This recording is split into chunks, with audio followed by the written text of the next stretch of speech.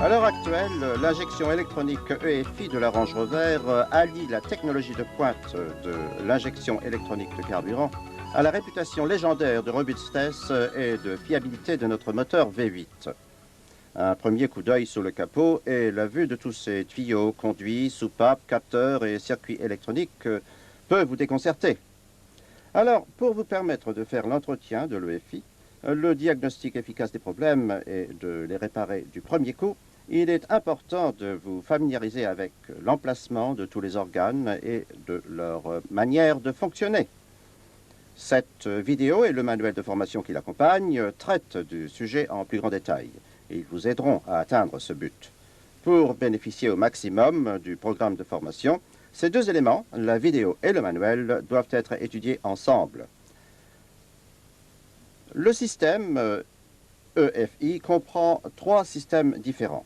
Un système de carburant,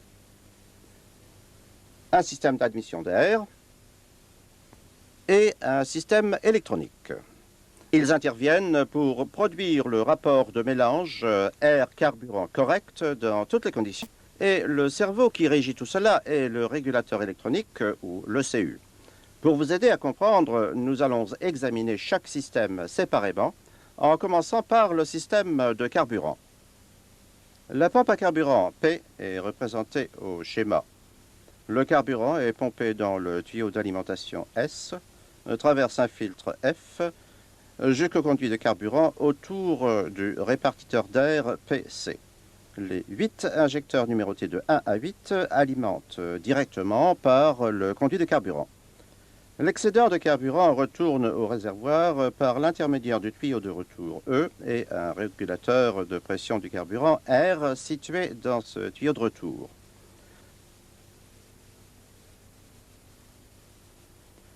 Nous examinons maintenant les organes particuliers du système de carburant en plus grand détail. La pompe à carburant est un élément électrique émergé dans le réservoir de carburant. Voici la pompe au schéma.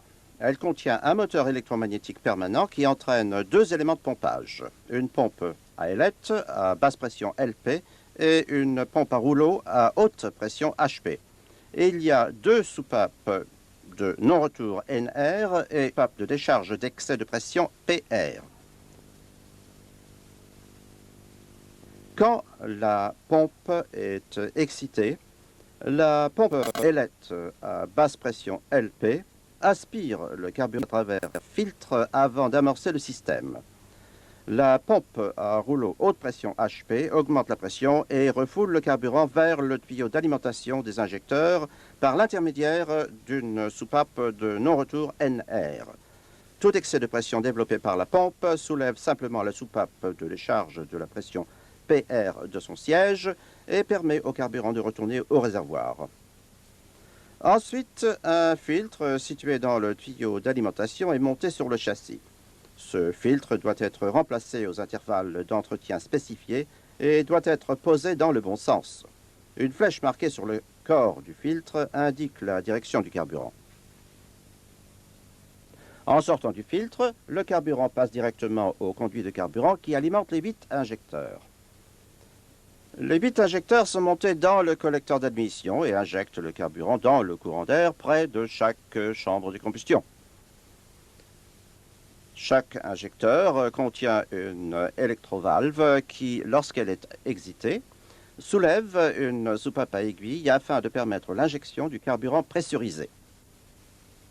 Lorsque l'électrovalve n'est plus excitée, le ressort fait brusquement refermer la soupape à aiguille. La durée d'ouverture des injecteurs et par conséquent la quantité de carburant injecté est commandée par le CU. Les injecteurs sont reliés pour ouvrir en groupe de 4. 1, 3, 5, 7 ou 2, 4, 6, 8. Les signaux provenant du distributeur par la bobine avertissent le CU d'ouvrir soit une rangée d'injecteurs ou l'autre. Cette durée d'ouverture est critique pour la performance du moteur. Si elle n'est pas correcte, l'économie, les gaz d'échappement, la performance du moteur, tous s'en ressentiront et feront inutilement monter la tension de votre client.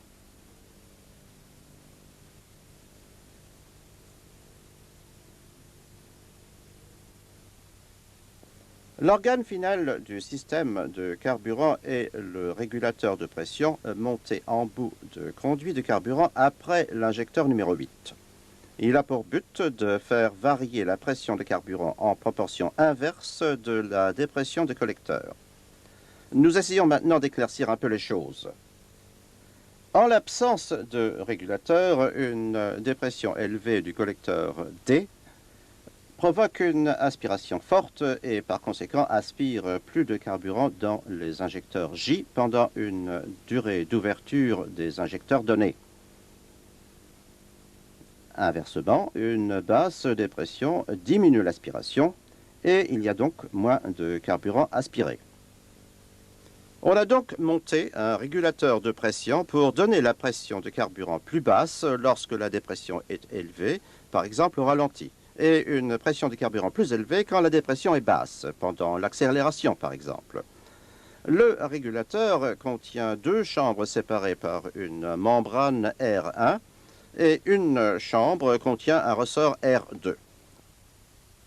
Le régulateur fonctionne de cette manière. La pression de la pompe de carburant F est appliquée d'un côté de la membrane, tandis que le côté contenant le ressort est relié au collecteur.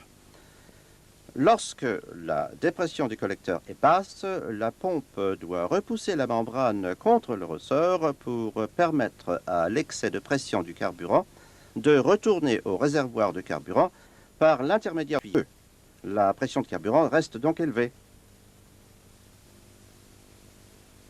Lorsque le papillon est fermé, la dépression du collecteur augmente et attire la membrane contre le ressort.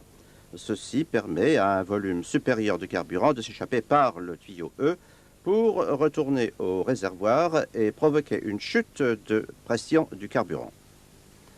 La pression est ainsi modifiée en proportion inverse de la dépression du collecteur et par conséquent la quantité de carburant injecté dépend uniquement de la durée d'ouverture des injecteurs.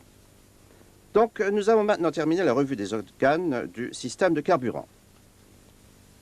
Examinons maintenant le système d'admission d'air. L'air pénètre dans le moteur, traverse un filtre, puis le débitmètre A.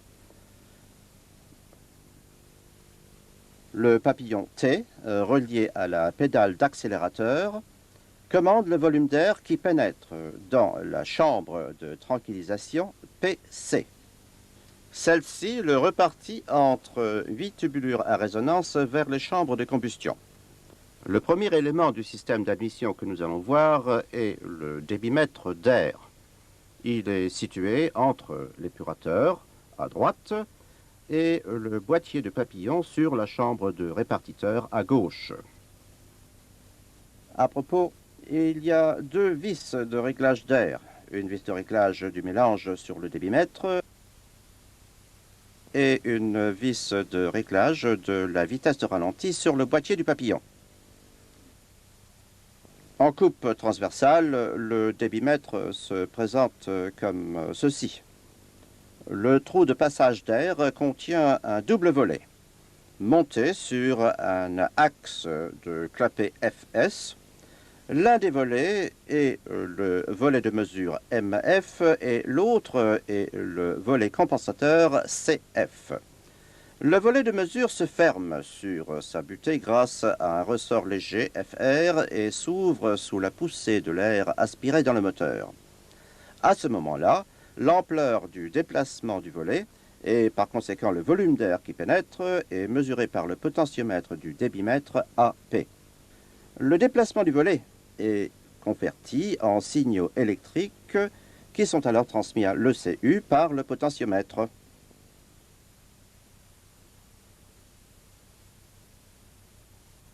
Un autre élément que l'on voit sur ce schéma est le groupe de contact FPC de la pompe à carburant.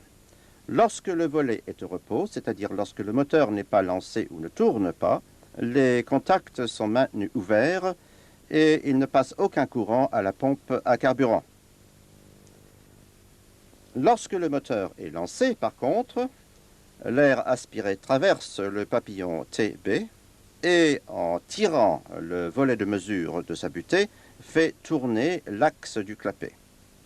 Ce déplacement permet au contact de la pompe à carburant de se fermer et la pompe va alors fonctionner et le moteur peut démarrer. Lorsque le moteur tourne au ralenti, l'air aspiré traverse la lumière de dérivation d'air CO qui comporte une vis de réglage du mélange et contourne aussi la lumière de dérivation du papillon IS qui comporte une vis de réglage du mélange de ralenti. Lorsque le conducteur accélère, le déplacement du papillon est enregistré par le potentiomètre de papillon. L'air complémentaire requis provoque une ouverture plus grande du volet de mesure de débitmètre et le déplacement est enregistré par le potentiomètre. Le volet compensateur se déplace en chambre D où l'ajustage du volet veille à ce que son mouvement soit amorti. Vous trouverez des explications plus détaillées sur le débitmètre dans votre manuel de formation. Voyons maintenant les branchements de tuyaux et organes montés dans la chambre de tranquillisation d'air et à proximité de celle-ci. Voyons comment ils fonctionnent. Primo, la soupape d'air complémentaire montée sur la rampe de réfrigérant collecteur et réagit à la température du réfrigérant. Elle contient une soupape à disque DV montée sur un axe avec bilame dont une extrémité en contact avec la soupape. Un fil de chauffe H est enroulé autour de l'autre extrémité du bilame. Sur ce schéma, le système est à froid. Le bilame maintient la soupape à disque dans une position telle que la dépression provenant de la chambre de tranquillisation aspire l'air dans la soupape comme indiqué. Dès que le moteur est lancé et tourne, le courant passe dans le fil qui commence à chauffer le bilame. À mesure que le bilame chauffe, il se courbe et permet au ressort hélicoïdal de refermer progressivement la soupape à disque, ce qui a pour effet de fermer l'alimentation d'air additionnel. Il est évident que pour maintenir le mélange correct pendant le démarrage à froid, il faudra augmenter la quantité de carburant. C'est cet injecteur pour démarrage à froid qui va le fournir en le vaporisant directement dans la chambre de tranquillisation d'air. Il est commandé par ce temporisateur thermique monté dans la rampe du réfrigérant de collecteur d'admission. Entre parenthèses, ne confondez pas le temporisateur thermique avec le capteur de température de réfrigérant situé juste derrière. Un autre branchement au collecteur est le tuyau qui fournit la dépression pour ouvrir le volet dans le système de ventilation du véhicule. Il fonctionne comme ceci. Lorsque le conducteur met les commandes sur air frais et ventilateur, l'électrovanne SV est excité et le servo dépression VU provoque l'ouverture du volet. Le réservoir de dépression VR veille à ce que le fonctionnement ne soit pas affecté par des modifications importantes de dépression du collecteur.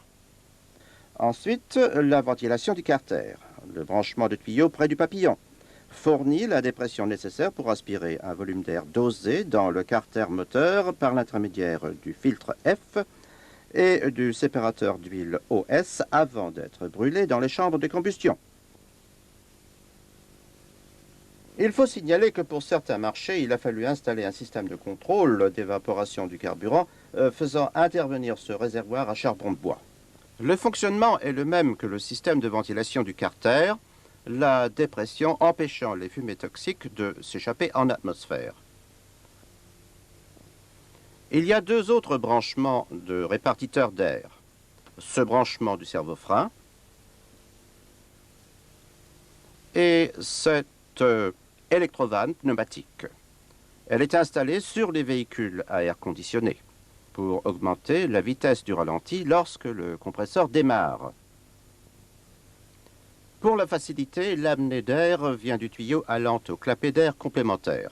Lorsque le compresseur se met en route, la soupape s'ouvre pour admettre l'air complémentaire dans la chambre du répartiteur d'air. Vous voyez donc qu'il y a de nombreux points et de fuites potentielles. Tous ces tuyaux et ces branchements doivent être étanches pour un fonctionnement correct et efficace de l'EFI. Nous reviendrons plus tard sur les procédures de recherche des fuites d'air. Un autre point qu'il nous faut mentionner. Ces deux tuyaux alimentent en eau le dispositif de chauffage MH du collecteur d'admission sous le papillon pour faciliter le réchauffage.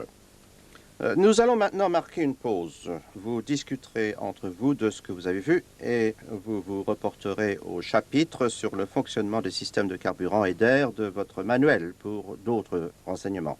Arrêtez le magnétoscope et reprenez quand vous serez prêt à continuer.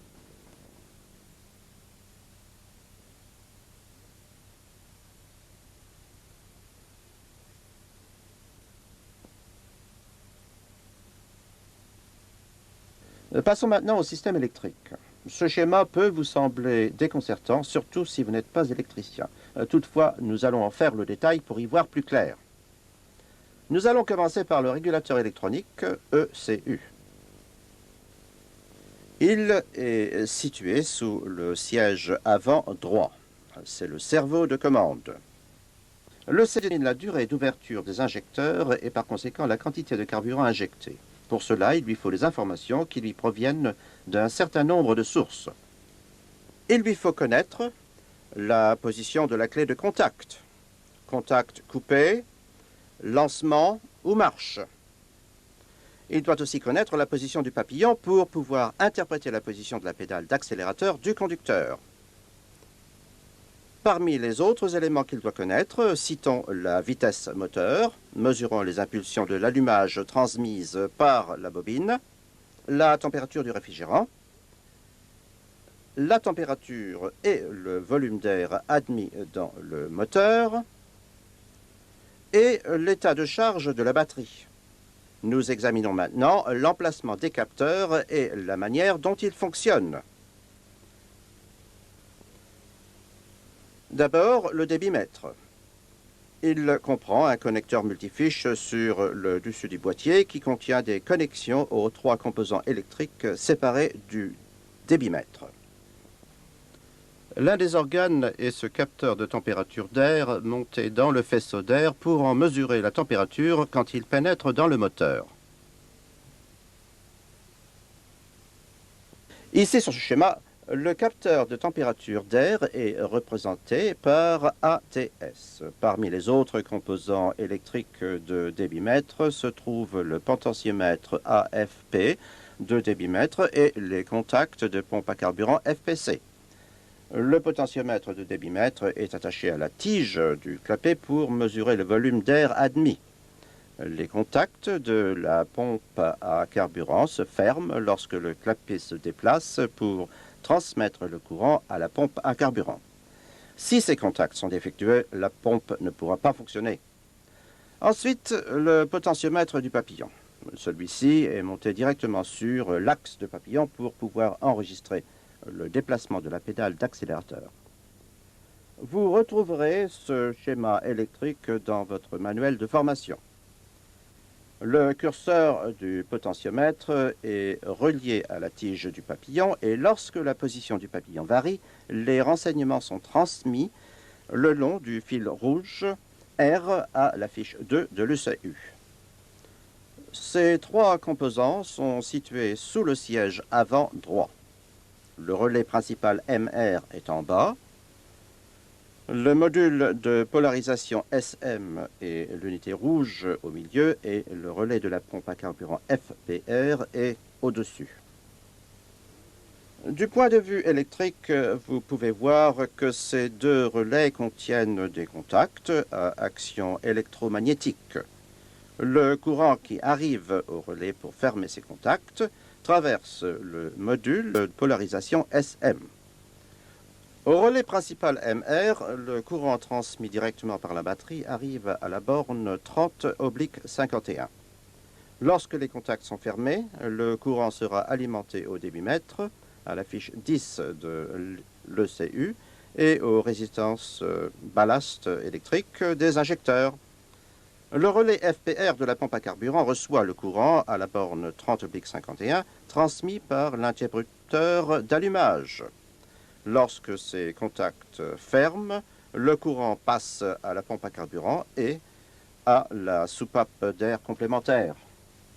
Ensuite, le relais de coupure de carburant en décélération sur la gauche et le rupteur à dépression sur la droite.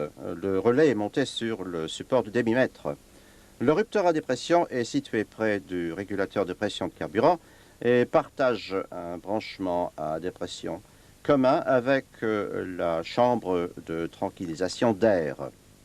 Le relais de coupure de carburant en décélération OFSR contient une paire de contacts qui forment une liaison directe avec le distributeur et la bobine à la fiche 1 de l'ECU.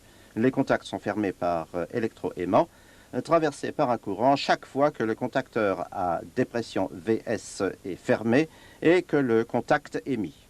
En fait, la seule fois que le conducteur à dépression s'ouvre dans des conditions de dépression très élevées du collecteur, telles que décélération après vitesse très élevée, lorsque le papillon est fermé.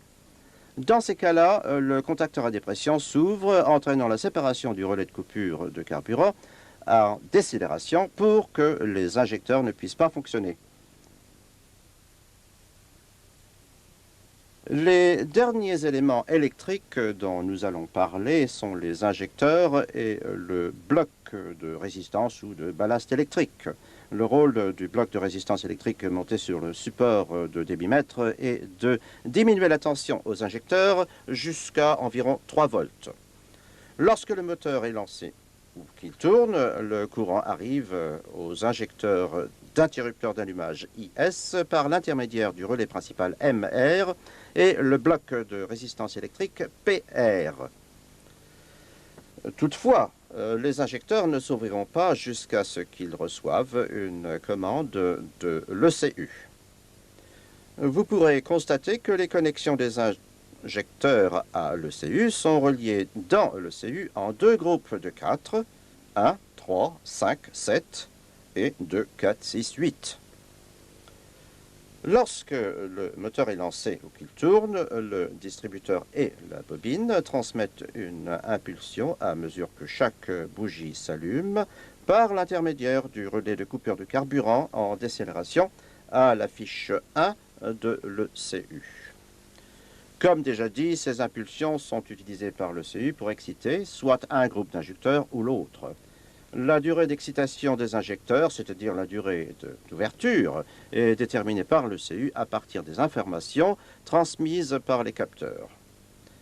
Nous n'avons pas le temps de parler de tous les capteurs dans ce programme, mais vous les retrouverez plus en détail dans le manuel de formation. De plus, le manuel contient 4 schémas montrant les circuits électriques en fonctionnement dans chacune des conditions suivantes. Contact coupé, contact établi, moteur lancé et moteur en marche. Avant de nous occuper du dépannage, lisez le chapitre sur le fonctionnement du système électrique dans votre manuel de formation. Arrêtez le magnétoscope et remettez-le en route quand vous serez prêt à continuer. En dernière partie du programme, nous allons parler du diagnostic des défauts. L'injection électronique EFI est une installation complexe et au premier abord, le diagnostic des défauts peut paraître difficile, mais une fois que vous saurez comment fonctionne l'EFI et à l'aide d'un multimètre numérique comme celui montré ici, suivez une procédure systématique et vous serez déjà à mi-chemin sur la résolution de vos problèmes. La première chose à dire, c'est que l'EFI est très fiable.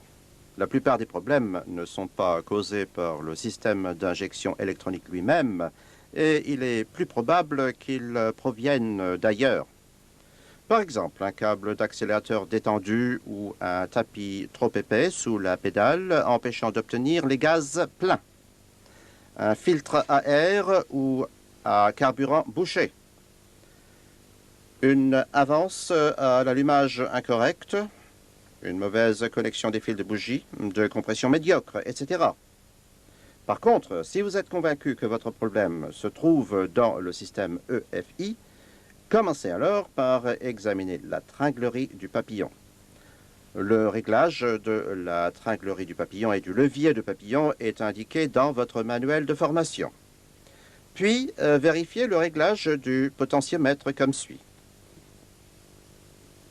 Mettez le contact. Branchez un voltmètre entre les fils rouges et verts de la multifiche de potentiomètre. La lecture du voltmètre doit être de 325 mV, plus ou moins 35 mV. Si ce n'est pas le cas, desserrez les deux vis et faites tourner le potentiomètre dans un sens ou dans l'autre jusqu'à ce que la lecture soit correcte.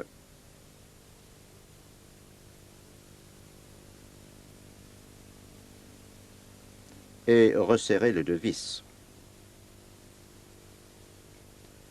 Faites fonctionner le papillon à plusieurs reprises pour stabiliser le réglage, puis vérifiez encore une fois la lecture du voltmètre.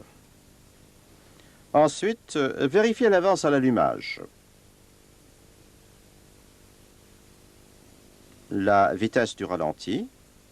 La vis de réglage se trouve à côté du papillon des gaz. Et le niveau de CO au ralenti.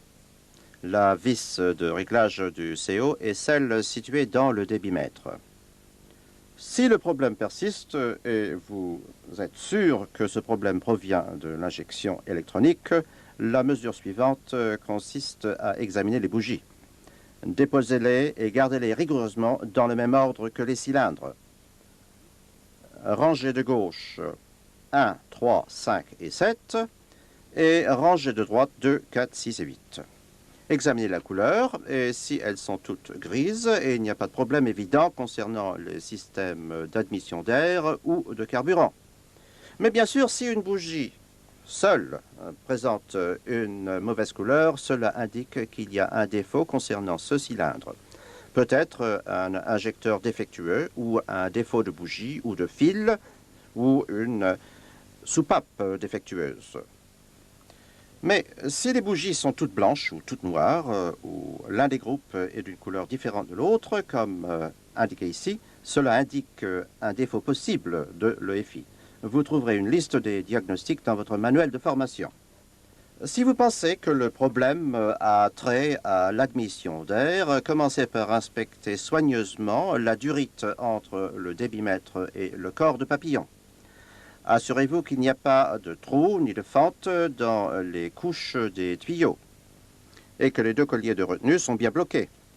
Si la durite est en bon état, vous pouvez vous demander s'il y a des fuites dans l'un des raccords du corps de papillon et de la chambre de tranquillisation d'air.